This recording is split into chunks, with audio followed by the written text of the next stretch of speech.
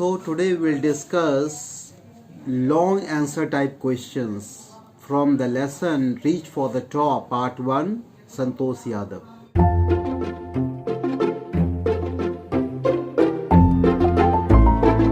What do you think are the main achievements of Santosh Yadav?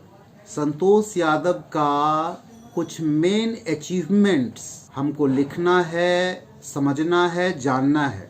Lesson ही संतोष यादव के achievement पे है. Santosh Yadav's main achievements are in the field of mountaineering. She got interested in climbing mountains when she was a student of Maharani College, Jaipur. She did a course at Nehru Institute of Mountaineering, Uttarakashi. Her climbing skills matured rapidly. Santosh Yadav का climbing का हुनर जो है वह धीरे धीरे mature किया, लेकिन गति से. और संतोष यादव का जो है main achievement field of mountaineering में था और वो इंटरेस्टेड हुई माउंटेनियरिंग में when she was a student, जब वो महारानी कॉलेज की स्टूडेंट थी और उसने कोर्स में दाखिला ली और हासिल की वहाँ से ट्रेनिंग. कहाँ से? नेहरू इंस्टीट्यूट ऑफ माउंटेनियरिंग से. उसका जो क्लाइंबिंग स्किल था बहुत तेजी से हुनर उसका विकसित हुआ उसमें. She was gifted with an iron will. उसके अंदर मानो कुदरत जो है आयरन विल, लोहा का मानो कि लौह शक्ति की तरह उसका इच्छा शक्ति था. लोहा की तरह कठोर. लोहा एक मेटल है जो कठोरता के लिए जाना जाता है, वैसे ही कठोर उसका क्या था? इच्छा शक्ति. फिजिकल एंड्योरेंस, शारीरिक सहन शक्ति भी बहुत प्रखर थी उसकी.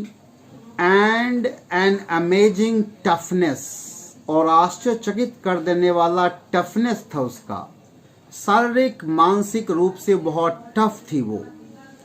When she was just 20 years old, जब वो मात्र 20 साल की बालिका थी, जब उसका उम्र मात्र 20 साल था, She conquered Mount Everest in 1992. 20 साल के उम्र में उसने माउंट एवरेस्ट की चोटी पर फतह हासिल की. टफनेस अचीवमेंट है, एंड्योरेंस अचीवमेंट है, माउंट एवरेस्ट पर फतह उसका अचीवमेंट है मात्र 20 साल में. She was the youngest woman to do so. वो सबसे यंगेस्ट वुमेन थी वर्ल्ड में, सबसे कम उम्र की महिला थी उम्र में या फतह हासिल या तमगा हासिल या रिकॉर्ड कायम करने वाली. माउंट एवरेस्ट पे चढ़ने का कीर्तिमान बनाने वाली सबसे कम उम्र की बालिका थी वो, स्त्री थी वो. Within 12 months she was invited to join. इस माउंट एवरेस्ट के फतह के मात्र 12 महीने के बाद ही उसको इनवाइट किया. लायक थी तब ने इनवाइट किया. कौन इनवाइट किया? To join an Indo-Nepalese women expedition. 12 महीने के बाद ही माउंटेन फतह के बाद उसको इनवाइट किया गया to join an Indo-Nepalese, भारतीय नेपाल विमेन एक्सपीडिशन टीम में, अभियान टीम में. She then scaled the Everest the second time. पहली बार 1992 में खुद की वो, दूसरी बार Indo Nepalese women expedition team का हिस्सा बन करके दूसरी बार फतह की वो. और इस प्रकार वो दुनिया की पहली महिला बन गई जो 2 बार माउंट एवरेस्ट पर फतह हासिल की हो. ये उसका अचीवमेंट है. She is the only women in the world to conquer mount Everest twice. वो पहली महिला बन गई माउंट एवरेस्ट पर फतह हासिल करने वाली. एक बार नहीं, 2 बार, ट्वाइस.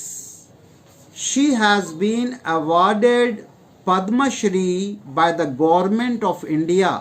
गवर्नमेंट ऑफ इंडिया उसके इस वेलर को, उसके स्किल को पहचाना, रिकॉग्नाइज किया और उसे अवार्ड किया one of the top civilian award. कौन सा award? Padma Shri. Second question, do you think Santosh Yadav is a sort of rebel? क्या आप मानते हैं, क्या आप सोचते हैं कि संतोष यादव एक प्रकार की, सॉर्ट मीन्स प्रकार, SORT, एक प्रकार की रिबेल थी, विद्रोही स्वभाव की थी? विद्रोही मतलब पुराने ख्यालात को नहीं मानना, उसके खिलाफ जाना, जो सही कदम हो उस पे कायम रखना, दुनिया क्या सोचे कोई फर्क नहीं पड़ता उसे। हु बिलीव्स इन, जिसका आस्था था, living life on her own terms, जो जिसकी आस्था थी, मानना थी कि मैं अपने जीवन को अपने शर्त पे जीऊंगी, अपने ही शर्तों पर जीऊंगी। Living life on her own terms, क्या मतलब हुआ living life on her own terms? अपने ढंग से जीवन को जीऊंगी, अपने शर्तों पे जीवन को जीऊंगी, जो मुझे सही लगेगा मैं वही करूंगी, दुनिया क्या कह रहा है इससे मुझे कोई लेना देना नहीं। Believes in living life on her own terms from the start, शुरू से ही ऐसा स्वभाव था उसका, from the start. Do you think Santosh Yadav is a sort of rebel? क्या आप मानते हैं, सोचते हैं, क्या आपकी धारणा बनी है कि संतोष यादव एक रिबेल विचारधारा की थी, विद्रोही स्वभाव की थी? हु बिलीव्स, जो मानती थी, जिसका आस्था था, in living life on her own terms, जीवन को अपने ढंग से जीना, अपने शर्तों पे जीना। क्या ऐसा विचारधारा की वह थी फ्रॉम द बिगिनिंग, पहले से ही, फ्रॉम द स्टार्ट? ये पूछा गया है आपसे। Right the answer.